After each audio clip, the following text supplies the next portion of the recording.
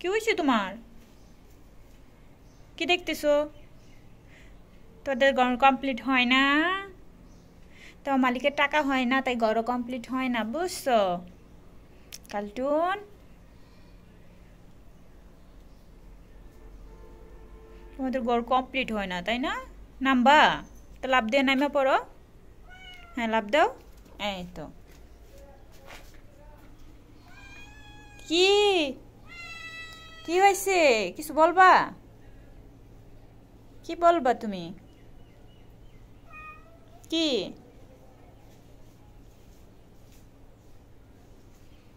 কই যাইবা? লাভ দাও। হ্যাঁ, এখন শুয়ে পড়ো। হ্যাঁ, শুয়ে একটা গড়াগড়ি দাও। হ্যাঁ, একটা গড়াগড়ি দাও, আর একটা গড়াগড়ি দাও। পরে এই স্বর্ণগুলো লইয়া বিছানার উপরে উঠে পড়বো, বুঝছো? আর তোমার দাদু তোমার ঠেলা দিবি, বকা দিবি। কই যাইবা? কালটু, কই যাইতেছো তুমি? ওই রুমে যাইবা?